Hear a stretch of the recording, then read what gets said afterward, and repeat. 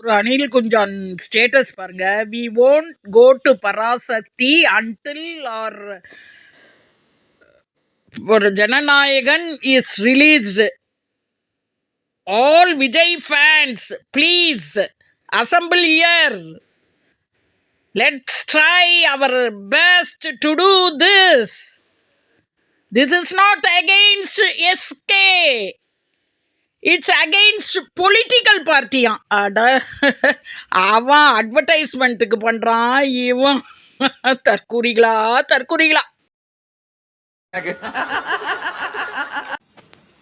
Jananayagan release ஆகிற வரைக்கும் பராசக்தி போக மாட்டோம், பராசக்தி ரிலீஸ் ஆகிவிட்டால் அப்படின்னு பைத்தியங்களாடா நீங்கள்லாம்.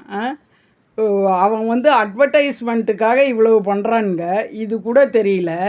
நம்ம ரஜினிகாந்த் அந்த காலத்தில் இதோட அவரோட கடைசி படமா, அவர் இனி நடிக்க போவதில்லையான்னு அந்த ராகவேந்திரர் படம் போது சொன்னாங்க. எல்லாரும் சிச்சோ அப்படியான்னு போனாங்க.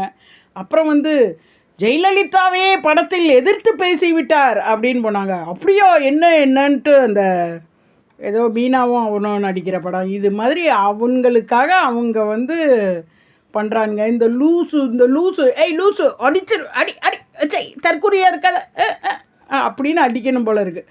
லூசுங்களா அவன் வந்து படத்தோட அட்வர்டைஸ்மெண்ட்டுக்காக பண்ணிட்டு கிடக்கானுங்க. இதில் நீங்கள்லாம் சொல்கிறீங்க. எவ்வளவு பேர் வந்து உங்களுக்கு அறிவு சொன்னாலும் உங்களெல்லாம் எப்படிடா தற்கொலைன்னு திட்டுறதா, தடிமாடு திட்டுறதா, எரும மாடு திட்டுறதா? சோ கடவுளே, புரிஞ்சுக்கங்க. ஜனநாயகம் ரிலீஸ் ஆகலைன்னா பராசக்தி போகலனாக்க பராசக்திக்கு ஒன்றும் ஆகிட போகிறதில்ல. போய் முதல்ல நீங்கள் பராசக்தியை ஒன்றும் பார்க்க வேண்டாம், போய் உங்கள் பையன் குழந்தைகளை பாருங்கள். உங்கள் அம்மாவை வந்து மாமனார் மாமியாரை பார்க்க சொல்லுங்கள். உங்கள் அம்மாவை புருஷனை முடக்க வைக்க சொல்லாதீங்க. இதெல்லாம் பண்ணுங்கப்பா. சும்மா ஜனநாயகன் ரிலீஸ் ஆகலைன்னா இவங்க பராசக்தி பார்க்கலன்னா பராசக்திக்கு அப்படியே சிவகார்த்திகனுக்கு எதிராக கொடி பிடிக்கிறாங்களாம். கருமம்.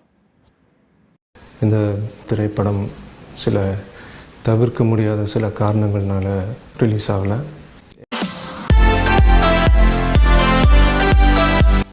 வாயிலேயே வடை சுடுறதுக்கு டிஎம்கேவா, திமுக ஒரு தீய சக்தி,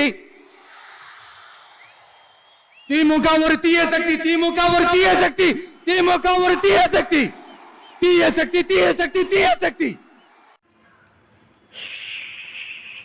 சத்தம் சத்தம் சத்தம் சத்தம் மதுவா பேசு. இந்த திரைப்படம் சில தவிர்க்க முடியாத சில காரணங்கள்னால ரிலீஸ் ஆகலை. எல்லாருமே ஹோல் யூனிட்டே கொஞ்சம் ரொம்ப ஆடிப்போய் தான் இருக்கோம், அதிர்ச்சியில் இருக்கோம். இது வந்து நாங்கள் ஒரு அப்பாயின்மெண்ட் கேட்டிருக்கோம். அவங்க கூடிய சீக்கிரம் எங்களை மீட் பண்ணுவாங்கன்னு நாங்கள் நம்புகிறோம். இதுக்கு ஒரு நல்ல முடிவு கொடுத்து கூடிய சீக்கிரம் இதை ரிலீஸ் பண்ணுவாங்கன்னு நாங்கள் நம்புகிறோம். அப்பாயின்மெண்ட் கேட்டிருக்கோம். அவங்க கூடிய சீக்கிரம் எங்களை மீட் பண்ணுவாங்கன்னு நாங்கள் நம்புகிறோம். அது அடக்கமாக பேசு. ரொம்ப காசுக்கு இவ்வளவு கூவுற, அப்புறம் காசுக்காக வரல அதுக்காக வந்திருக்கேங்கிற என்ன நினச்சிட்ருக்கேன்.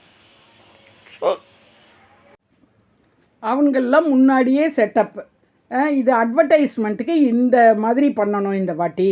அதாவது பொலிட்டிக்கல் பார்ட்டி நம்மளை எதிர்க்கிற மாதிரி, நம்மளை வரவிடாத மாதிரியும், நம்ம வந்து கோர்ட்டில் போய் அப்ளை பண்ணி அதுக்கு போராடுற மாதிரியும் பண்ணி இந்த டேட்டிலேயே வர வைப்போம் அப்படின்னு வைப்பாங்க. இல்லைன்னா இந்த டேட்டுன்னு வச்சுருப்போம், இவங்க பண்ணினதுனால தான் அந்த டேட்டு போச்சுன்னு வச்சுருப்போம் அப்படின்னு அவங்களோட அட்வர்டைஸ்மெண்ட்டுடா.